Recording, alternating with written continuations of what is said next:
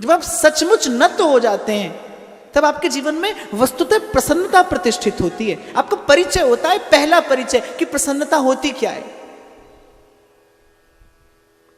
जो बात तुमने देखी, देखी नहीं किसी। और भगवत कृपा से समर्थ सद्गुरु हो और आपको समर्पण करना आ जाए। मैं निवेदन कर रहा था, एक क्षण लगता है दीक्षा के पश्चात भगवत साक्षात्कार होने में, अगर आपके पास आपका मन ना बचा हो तो।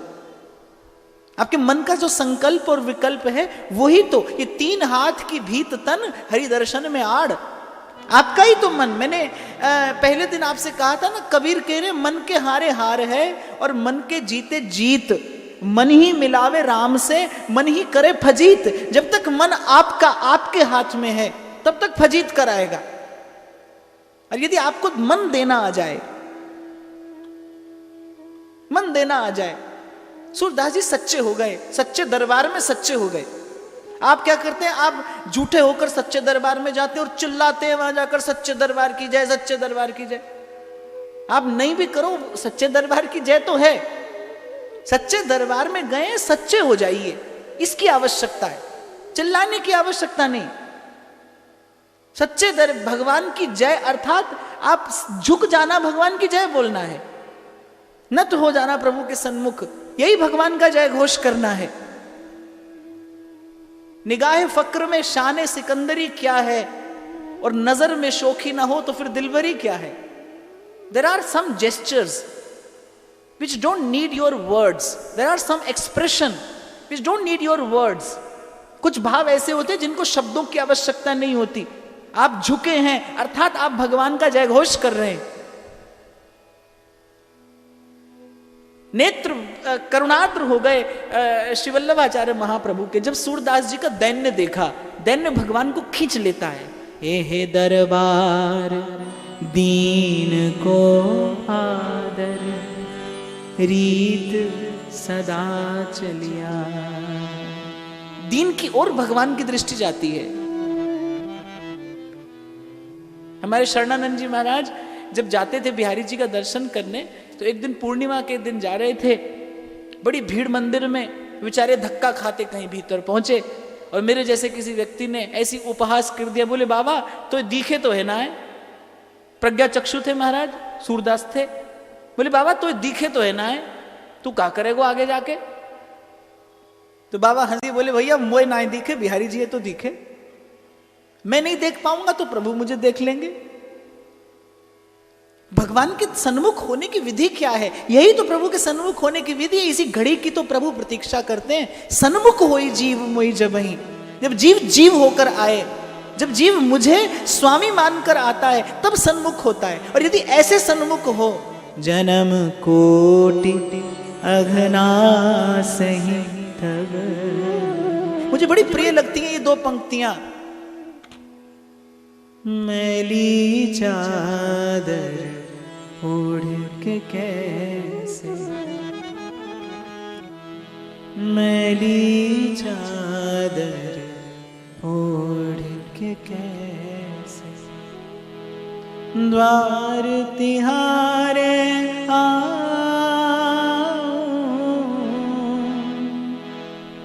मैली चादर ओढ़ के कैसे।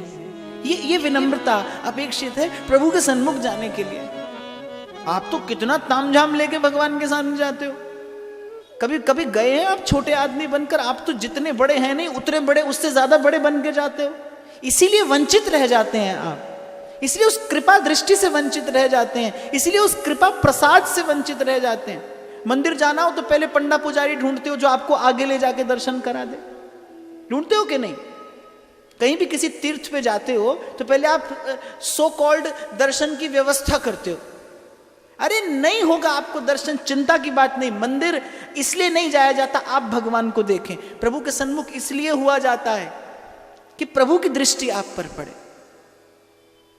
सबकी साकी पे नजर हो ये जरूरी है, पर सब पे साकी की नजर हो ये जरूरी तो नहीं। बात तब बनती है जब भगवान आपको देख ले। जब प्रभु की कृपा भरी दृष्टि आप पर पड़े, तब कहीं आप स्वयं को देख पाते हैं। जब उद्धव जी भगवान से वार्ता कर रहे थे और भगवान उद्धव को ज्ञान दे रहे थे, तो भगवान ने कहा कि उद्धव स्थित प्रज्ञ रहना। अब क्या है ना, भक्त तो लोक के मंगल के लिए प्रश्न करता है। तो उद्धव जी ने कहा, बोले प्रभु आप बड़ी बड़ी बातें कर रहे हैं, कुछ ऐसी बात बताइए जो हम कलयुग के मनुष्य कर सकें। आप जो बात कह रहे हैं वो तो आप ही के करने की है। आप कह रहे हैं ना गुण देखो ना दोष देखो। अरे जब तक मनुष्य है, जब तक बुद्धि है, जब तक विवेक है, गुण गुण लगता है, दोष दोष लगता है, क्या करें? हम ऐसे गुण दोष देखे बिना नहीं रह सकते। तो आप कोई और सरल मार्ग बताइए। तो फिर भगवान ने कहा ठीक है, अगर गुण दोष देखे बिना नहीं रह सकते तो फिर एक युक्ति देता हूं, गुण देखना हो तो दूसरे का देखना, दोष देखना हो तो अपना देखना। फिर मैं आपको ये युक्ति देता हूं, गुण देखना हो तो फिर दूसरे का देखिए, दोष देखना हो तो अपना देखिए। हमारे डोंगरे बापा कहते थे, बोले जिस दिन अपना दोष दिखे, जिस दिन जीवन में अपने दोष की स्वीकृति होने लगे, जिस दिन जीवन में अपने और अंतर के अभाव की स्वीकृति होने लगे, उस दिन समझना आज श्री ठाकुर जी ने आपको दृष्टि भर के देखा है। आत्म दोष दर्शन ये साधन का सबसे बड़ा साधन है, जिसको साधना है स्वयं को। कल भी मैंने कहा था, रोग का निदान कब संभव होता है? जब औषधि ली जाती है। और औषधि कब लेते हैं आप? जब आप अपने रोग को स्वीकार कर लेते हैं। रोग की स्वीकृति से ही रोग का निदान संभव है। ये यात्रा वहीं से आरंभ होती है। जिस दिन आप अपने दोष को स्वीकार करते हैं, उसी दिन परिष्कार आरंभ होता है। आप भले अपने दोष को दूर न करें, चिंता मत करना, मान लें। जो मैंने आपसे कहा ना, सच्चे दरबार में सच्चे होकर चले जाएं, मान लें। आप जो हैं नहीं, आप वैसे होते हैं प्रभु के सन्मुख। भूल जाते हैं उस समय आप कि आप जिसके सन्मुख खड़े हैं। बिन बोले सब किछ जानदा, किस आगे कीजे अरदास। बिन बोलिया सब किछ जान। महाराज बाणी में फरमाते हैं, काहे रे बन खोजन जाई, काहे रे बन खोजन जाई, सर्वनिवासी सदा अलेपा, सोए संग समाय। पुहु पुमाई जो बास बसत है, मुकुर माई जो छई, तैसे ही हरि बसै निरंतर, घट ही खोजो भाई। सूरदास ने कहा, बोले प्रभु आप जब तक मुझे कृपा भरी दृष्टि से देखे नहीं, मेरा ठाकुर जी से परिचय कौन कराए? आप जिस कृष्ण लीला की बात करते हैं, उस कृष्ण से मेरा कोई परिचय नहीं। मैं क्या जानूं कि वो कृष्ण कौन? दृष्टि भी हो, पुस्तक भी हो, अंधेरा हो तो पढ़ोगे कैसे? आपको पुस्तक पढ़ना हो, आप पढ़ना भी जानते हैं, लेकिन जिस स्थान पर आप बैठे, यदि वहां पर अंधकार है तो आप पढ़ेंगे कैसे? ऐसे जीव भी है और ब्रह्म भी है, पर जीव और ब्रह्म के मध्य में माया का अंधकार भी है। जब तक गुरु का ज्ञान दीप नहीं जले, तब तक आप पढ़ेंगे कैसे वो प्रेम की पुस्तक? सीधी सी बात है। लोग कहते गुरु की आवश्यकता क्या है? आप अंधेरे में पुस्तक पढ़ सकते हो तो कोई आवश्यकता नहीं। यदि आप अंधकार में पढ़ सकते हैं तो कोई आवश्यकता नहीं, क्योंकि भाई ये तो वेदों और शास्त्रों का बताया हुआ प्रमाणित प्रतिष्ठित सत्य है कि जीव भी है, ब्रह्म भी है। और ब्रह्म भी कहां? आप ही के भीतर। उर में राम भी है, उर में काम भी है, जीव भी है, ब्रह्म भी है, पर जीव और ब्रह्म के मध्य में माया भी है, अंधकार भी है। और मोह निशा सब सोवन हारा, वो अंधकार दूर नहीं होवे जब तक, तो कैसे पढ़ा जाए वो प्रेम का पाठ? कैसे वो 2.5 अक्षर प्रेम के कोई पढ़े? इसको कबीर कहता है, पोथी पढ़ पढ़ जगमुआ पंडित भया न को, 2.5 आखर प्रेम के पढ़े सो पंडित हो। गुरु माने जीवन में प्रकाश की व्यवस्था, भगवान के द्वारा की गई ये प्रकाश की व्यवस्था है। गुरु प्रकाश, जिसमें देख पाए आप, जिसमें आप सत्य को देख पाए, इसमें संसार की असारता का अनुभव कर पाए आप। और मिलता क्या है गुरु से? लॉटरी का नंबर थोड़ी मिलता है गुरु से। आपको लगता हो वो मिलता है, वो नहीं मिलता। बोध ही तो मिलता है, ज्ञान ही देता है। गुरु आपके जन्म जन्मांतर के मल को धोता है, कैसे? ज्ञान देकर। नहीं ज्ञानेन सदृशम पवित्रमिह विद्यते। और एक बात फिर कह के आगे बढ़ो कि जो वस्तु आप कमाओगे वो आएगी भी और जाएगी भी, और जो वस्तु गुरु का प्रसाद होगा, तेरी बख्शना मेटे कोई, सतगुरु का दिलासा, सतगुरु का दिलासा। तो भगवान ने आज्ञा दे दी रैदास जी महाराज को कि ये मोहरें आपको नित्य प्राप्त हुआ करेंगी, इनसे आप संत भगवंत की सेवा करिए, साधु सेवा करिए, भक्ति की प्रतिष्ठा करिए। भगवान की आज्ञा पाकर, भगवान का प्रसाद पाकर, प्रसाद वस्तु के सब दोष नष्ट करता है। इसलिए मैं निवेदन कर रहा था, हमारे आचार्य ने जो ये सेवा की परिपाटी बनाई, किस लिए? कि आप संसार का भोग ना करें, आप प्रसाद पाएं। जो पाएं वो प्रसाद हो। वैष्णव का कर्तव्य है। वैष्णव तो जगता है सो सेवा है, सोता है सो सेवा है। जगता है किस लिए? क्योंकि प्रभु को जगाना है। वो स्नान कर रहा है सो सेवा है, क्योंकि उसे अपने प्रभु को स्नान कराना है। वैष्णव भोजन नहीं बनाता, वैष्णव तो प्रभु की रसोई करता है, सो सेवा है। इसलिए रैदास कहते हैं, जहां जहां जाऊं अब तुम्हारी सेवा, तुम सा ठाकुर और न देवा। ये रीति जीवन में आते ही, सेवा का भाव जीवन में आते ही जीवन प्रसाद बन जाता है। आपके जीवन में प्रसन्नता प्रतिष्ठित होती है, प्रसाद हो जाता है जीवन। जीवन तो सेवक का ही जीवन है। इसीलिए तुलसी कहते हैं, ऐसी प्रभु करत दास पे प्रीति। जितनी प्रीति, जितना स्नेह भगवान का सेवक पर है, उतना लक्ष्मी जी पर भी नहीं है। भगवान कहते हैं कि जैसे मुझे अपना सेवक प्रिय है, मानत सुख सेवक सेवकाई, सेवक बैर बैर अधिकार। तो रैदास जी महाराज ने भगवत आज्ञा पाके, भगवत प्रसाद पाके और भगवत सेवा करनी आरंभ की। सुयश फैलने लगा रैदास जी महाराज का चहुदिक, चारों दिशाओं में उनकी कीर्ति किरणों का नर्तन हो रहा है। दूर दूर से संत लोग श्री रैदास जी महाराज का दर्शन करने के लिए आते हैं, उनके यहाँ भगवत प्रसाद पाने के लिए आते हैं, उनके यहाँ विराजमान श्री ठाकुर जी का दिव्य दर्शन पाने के लिए आते हैं। बड़ा सुंदर स्थान श्री रैदास जी ने बनाया। भांति भांति से साधु सेवा होने लगी। रैदास जी के हृदय में आनंद समाता नहीं, जीवन उत्सव हो गया। और मैं तो कहता हूं कि आप लोगों ने एक शब्द सुना होगा, सेलिब्रिटी। सुना होगा ना?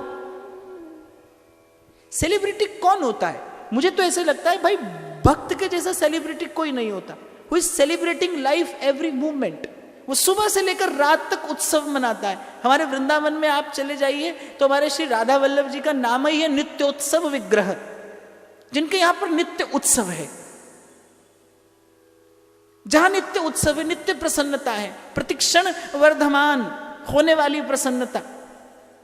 दिने दिने नवम नवम नमामि नंद संभवम। जहां नित्य नवीन रूप, नित्य नवीन गुण, नित्य नवीन प्रसाद।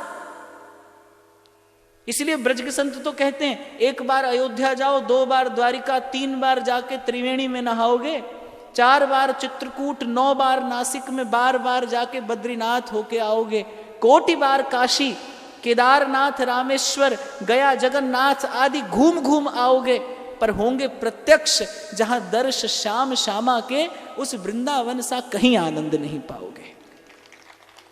वृंदावन धाम का स्मरण हुआ है। रोज सवेरे सेवा कुंज में जाएंगे, राधा वल्लभ लाल की मंगला गाएंगे। रोज सवेरे सेवा कुंज को जाएंगे, श्री राधा वल्लभ लाल की मंगला गाएंगे। अच्छा, आप ये ना समझना कि मैं वृंदावन से आया हूं इसलिए ऐसे कह रहा हूं। इसलिए नहीं कह रहा मैं, ये मेरा कोई पक्षपात नहीं है। अभी अब देखना, 10-15 दिन में पूरा विश्व दौड़ेगा प्रयागराज में कुंभ का स्नान करने के लिए। एक बार क्या हुआ, तीर्थराज प्रयाग बड़े रोष में भरकर भगवान के सामने पहुंचे। बोले प्रभु मेरे यहाँ पर कुंभ होता है, सारे तीर्थ मुझे प्रणाम करने आते हैं, वृंदावन नहीं आता। तो भगवान ने कहा वृंदावन क्यों आएंगे? बोले प्रभु आपने मुझे तीर्थराज बनाया। भगवान ने कहा बनाया, तो मैं तीर्थराज हूं, मेरे यहाँ जब कुंभ होता है तो सब तीर्थ मुझे प्रणाम करने के लिए आते, वृंदावन नहीं आता। तो भगवान ने कहा सारे, हमने तो तीर्थन को राजा बनाया हो कि अपने घर को बाप बना दियो?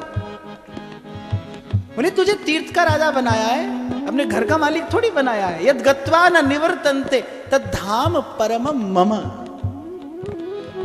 रोज सवेरे सेवा कुंज को जाएंगे, श्री राधा वल्लभ लाल की मंगला गाएंगे। रोज सवेरे सेवा कुंज में जाएंगे, राधा वल्लभ लाल की मंगला गाएंगे। मन होवे पूर्ण का, मन होवे पूर्ण काम, तुरट ले राधा राधा। मिलेंगे कुंज बिहारी संग श्री राधा प्यारी, मिलेंगे कुंज बिहारी संग श्री राधा प्यारी। ओ मिलेंगे कुंज बिहारी संग श्री राधा प्यारी, मिलेंगे कुंज बिहारी संग श्री राधा प्यारी। जीवन धन राधा वल्लभ लाल। एक बार दोनों हाथ उठा के सब कहिए, परम धन राधा वल्लभ लाल, प्राण धन राधा वल्लभ लाल, जीवन धन राधा वल्लभ लाल, परम धन राधा वल्लभ लाल, ओ सर्वस राधा वल्लभ लाल, श्री वृंदावन धाम की जय, श्री राधा वल्लभ लाल की जय।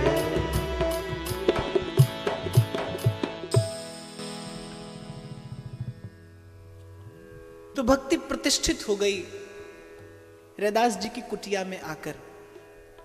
भक्ति अर्थात मैंने पहले भी दिन व्यासपीठ से निवेदन किया था, बहुत समझने का ये शब्द है।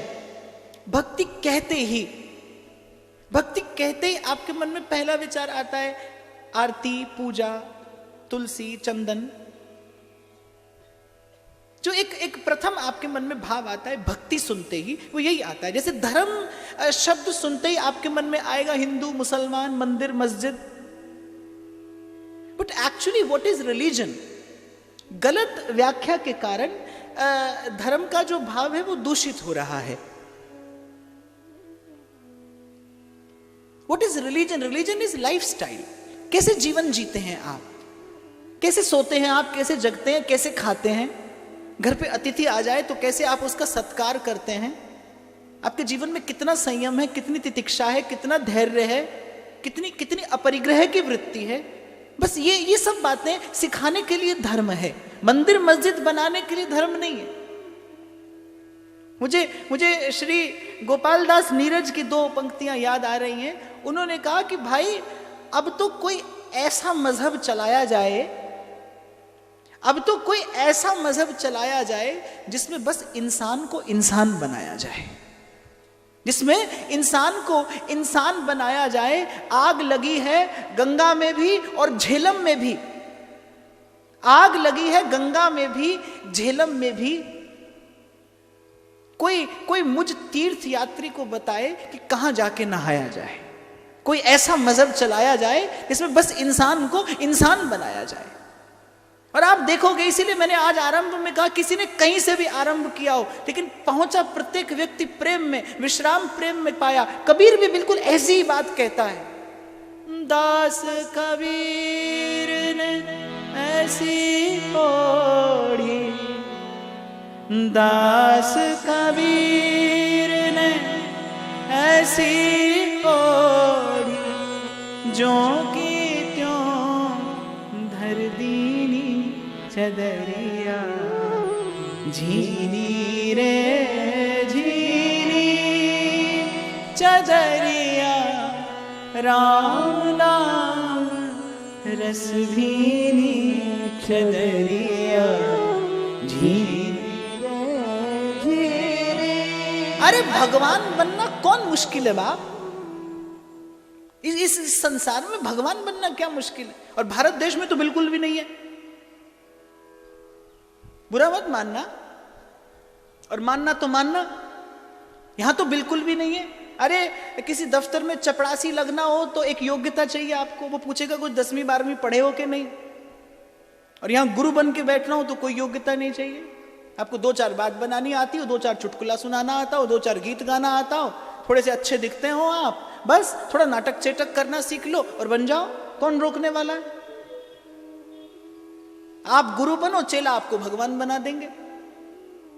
तो भगवान बनना क्या क्या मुश्किल है? कुछ भी नहीं। इसीलिए कबीर कहता है मनुष्य बनाकर भगवान ने भेजा। और मैं तो कहता हूं व्यासपीठ से, भाई इस दुनिया में बंदे के बनाए खुदा बहुत मिलते हैं, खुदा के बनाए बंदे बड़े थोड़े हैं। वो आपको ढूंढे नहीं मिलेंगे, खुदा के बनाए बंदे। इसको देखकर आपको खुदा की याद आ जाए, जिसको देखकर आपकी जिंदगी में खुदा की बंदगी आ जाए, ऐसे खुदा के बंदे आपको बड़े थोड़े मिलेंगे।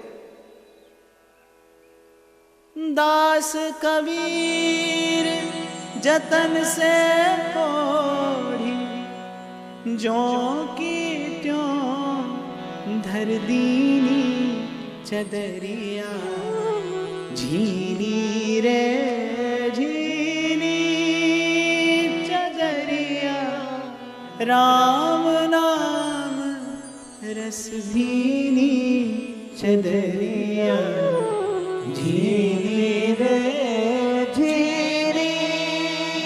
तो धर्म का अर्थ केवल इतना ही है बस।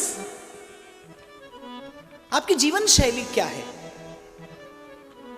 अब रहो भले हिंदुस्तान में, अब हाय हेलो करते हो, अब बिना ही विचार किए खाते हो, अब बिना ही विचार किए देखते हो, अब बिना ही विचार के व्यवहार करते हो, आहार करते हो, जीवन में संस्कार को महत्व नहीं देते, विकार को बुलाते हो जीवन में। आप भले हिंदुस्तान में रहो, ऐसे आप हिंदू नहीं हो जाते। हिंदू का अर्थ धर्म ही नहीं है, और धर्म का अर्थ मंदिर और मस्जिद नहीं होता। Religion means your lifestyle, how you are carrying your life. Because it's my personal thought that you can't stop aging. आप अपनी आयु को बढ़ने से नहीं रोक सकते. You can't stop aging, but religion can help you that you can age gracefully. आप बड़े गरिमा युक्त तरीके से आप आगे बढ़ सकते हैं. You can't stop aging, but you can age gracefully. कि आपके जीवन में कुछ ऐसे क्षण हो जिनका स्मरण करके आपको प्रसन्नता हो, आपके जीवन में कुछ ऐसे क्षण हो जिनका स्मरण करके आपको गर्व और गौरव का अनुभव हो, आपको मनुष्य होने का अनुभव हो. वैष्णव जन तो तेने कई जे पीर पराई जाने रे, पर दुखे उपकार करे मन अभिमान ना.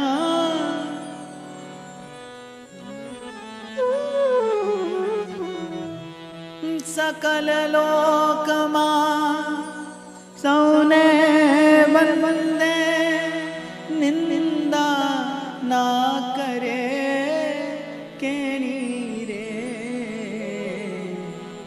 वाच काछ मन निश्चल रखे, धन धन जननी तेरी रे.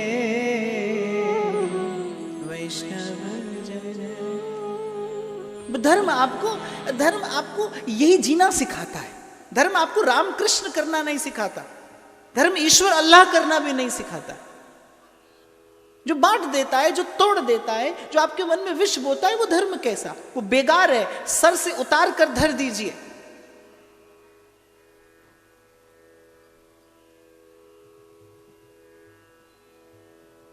क्या कह रहा था इससे पहले में?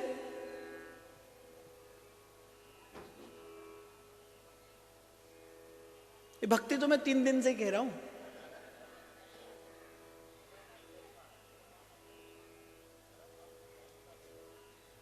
और बताओ, और बताओ। मैं भूलता नहीं हूं, आप समझो कि मैं भूल जाता हूं इसलिए पूछता हूं आपसे।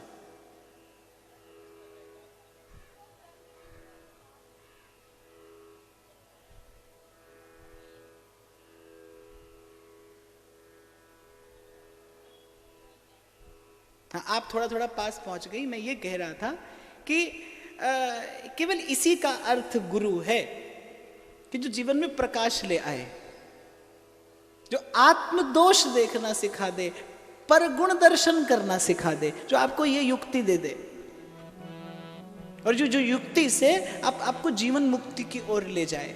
एक वाक्य निवेदन करता हूं कि इच्छा हो अभी संसार की बाकी, संसार की इच्छा बाकी हो और प्राण चले जाएं, इसका नाम मृत्यु है। प्राण बाकी हो और संसार की इच्छा चली जाए, इसी का नाम मोक्ष है, इसी का नाम मुक्ति है। प्राण बाकी हो और संसार की इच्छा चली जाए। देख ले आप उस सुख को जब 5 तत्व का बनाए पिंजरा, 5 तत्व का बनाए पिंजरा, इसमें बोले मेरी मैना, इसमें बोले मेरी मैना, कछु लेना न देना मगन रहना, कछु लेना न देना।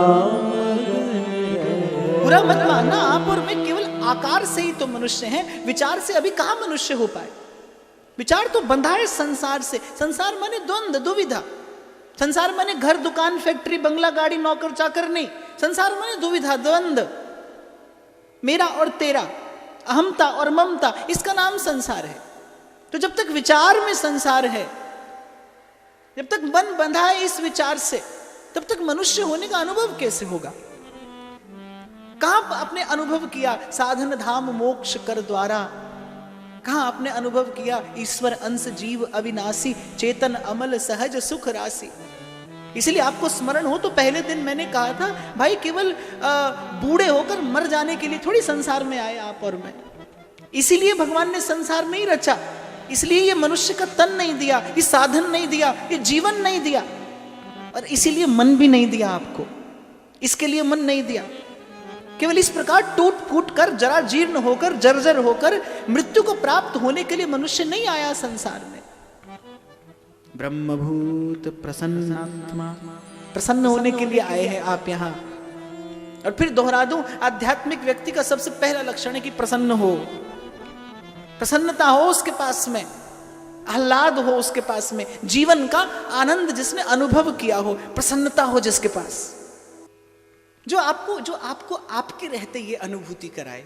फिर पीछे जाऊं, थोड़ा सा आपका ध्यान ले जाऊं, भक्ति प्रलोभन नहीं देती, प्रसाद देती है। गुरु आपको लुभाता नहीं। अभी तो आजकल ऐसे गुरु भी मिलते हैं यहां पर, क्या बोलते हैं, बोले बेटा समोसा खा कृपा आएगी। नीली धोती पहनी है कभी? नहीं पहनी। बोले पहन कृपा आएगी। और बड़ा आश्चर्य है, 2-5 हजार रुपया देकर लोग जाते हैं वहां पर। हमको तो भाई कथा में तुमको बुलाने के लिए कितना मेहनत करना पड़ता है। कल खुराना जी मुझे बता रहे थे, कब से लगे हैं बेचारे, कथा करानी है तो कब से लगे हैं, तब कहीं आप आते हैं, हमको अवसर देते हैं सुनाने का, और आप सुनते हैं बैठकर। और कितना बड़ा आश्चर्य है। सही कहा है भगवत रसिक देव ने, माया को सब जग भजे, माधो भजे न को, जो कदापि माधो भजे, माया चेरी हो। माया को सब जग भजे और माधो भजे न कोई। और गुरु जो आपको माधव को भजना सिखा दे, सीधे सीधे शब्दों में जो आपको भजन करना सिखा दे, जीवन के सत्य से आपका परिचय करा दे। तो रैदास जी की कुटिया में प्रतिष्ठित हो गई भक्ति, सुयश फैलने लगा श्री रैदास जी का चतुर्दिक। अच्छा, भक्त के लिए भगवान एक बड़ी सुंदर व्यवस्था करते हैं। जैसे कल भी मैं गुनगुना रहा था ना, अगर ये खुश हो जाए तो कदाई बख्श देते, अगर नाराज हो तो बादशाही बख्श देते हैं, अगर अपना बनाते हैं तो सब कुछ लूट लेते हैं। और मुझे नहीं लगता, कभी कभी कोई पूछता है ना, बोले आप कृष्ण का पक्षपात करते हैं, क्यों ना करूं भाई, ऐसा देवता आप मुझे दूसरा दिखाइए। आप जितने देवी देवताओं के शास्त्र पुराण पढ़िए, वो आपको कहेंगे आप हमको ये दो, हम आपको ये देंगे। Everything is happening under a give and take scheme, that's it. आप ये दे दो, हम ये दे देंगे। आप ये अनुष्ठान करो, आपको ये मिल जाएगा। आप हमको ये चढ़ाओ, आपको ये मिल जाएगा। आप तीर्थों में जाइए, कोई धागा बांधने जा रहा है, कोई खोलने जा रहा है, बस उसी की भीड़ लगी है वहां पर। कोई धागा बांध रहा है, कोई खोल रहा है। किसी का मनोरथ पूरा हो गया और किसी का पूरा होना है, इसी की भीड़ लगी है। एकमात्र मेरे श्री कृष्ण ऐसे हैं, एकमात्र कृष्ण। मैं व्यासपीठ से चुनौती दे सकता हूं, आप दूसरा लाकर दिखाइए मुझे, क्यों ना पक्षपात करूं मैं इसका। और सत्य का पक्षपात करना धर्म है, या तो धर्मस्तदो जय, क्यों ना पक्षपात करूं मैं इसका। श्री कृष्ण एकमात्र ऐसे हैं जो कहते हैं जो मेरे पास आएगा, जो मेरे पास आएगा उसका सर्वस्व हर लूंगा, मैं दूंगा कुछ नहीं। ब्रज के संत तो कहते हैं, कजरारी तेरी आंखों में क्या भरा हुआ कुछ टोना है, तेरा तो हसन औरों का मरन, बस जान हाथ से धोना है। क्या खूबी हुस्न बयान करें, ये तो सुंदर श्याम सलोना है। ललित किशोरी और नहीं, ये तो ब्रज का एक खिलौना है। ललित किशोरी कहते हैं, अरे देखो री, देखो री, वो नंद का छोरा बर्छी मारे जाता है। देखो री, वो नंद का छोरा बर्छी मारे जाता है, बर्छी सी पैनी चितवन की तिरछी छुरी चलाता है। और हमको घायल देख बेदर्दी मंद मंद मुस्काता है, हमको घायल देख बेदर्दी मंद मंद मुस्काता है। और ललित किशोरी जख्म जिगर पे नौनपुरी बुरकाता है। लेकिन इसके बाद भी जो उसके सन्मुख जाता है वो भाव में भरकर यही गाता है, मैं बलिहार प्यारे जू, बलिहार प्यारे जू, मैं बलिहार प्यारे जू, बलिहार प्यारे जू। तेरे नैन बड़े कजरारे, काजर से कारे कारे, तेरे नैन बड़े कजरारे, काजर से कारे कारे, तेरे नैन बड़े कजरारे, काजर से कारे कारे, तेरे नैन बड़े कजरारे, काजर से कारे कारे। अरे भाई, तुम इनको कहते हो थोड़ा आगे हो जाओ, और ये होते नहीं। इनसे कहा करो थोड़ा महाराज जी के पास आ जाओ, ऐसा ठीक है ना, अच्छा लगता है, थोड़ा पास पास आ जाइए।